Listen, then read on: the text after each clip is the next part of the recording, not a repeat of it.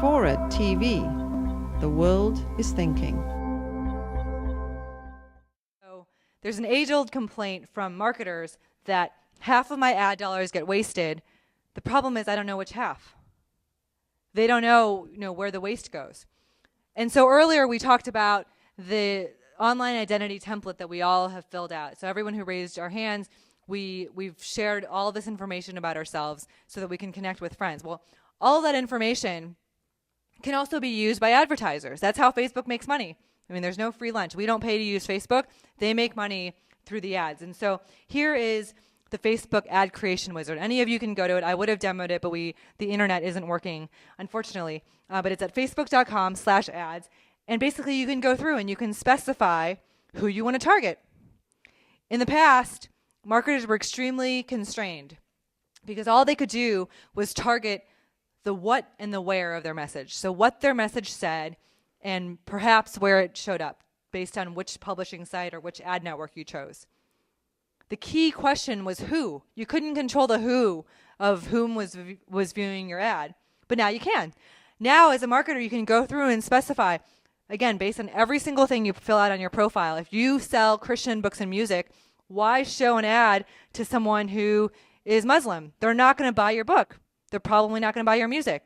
Why don't you just show it to people who say that they're Christian?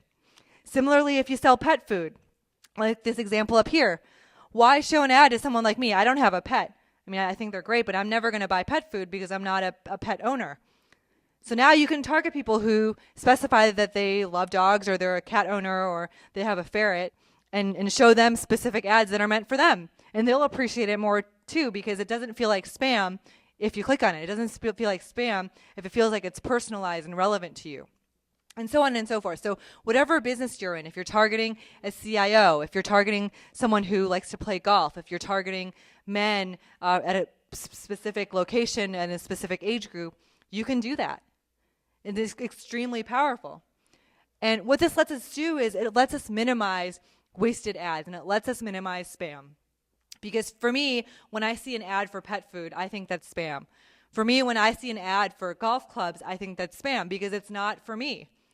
But now I share in my profile what I like. And people can start to target things that are just for me. And I'll appreciate that. And I'll probably click on it. And some of the time, I'll buy it.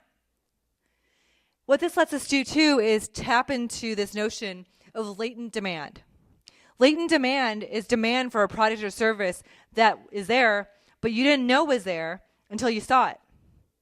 It's kind of like when you go to the grocery store. This is a perfect analogy. If you go to the grocery store, you have your shopping list of milk and eggs. Milk and eggs are akin to your active demand.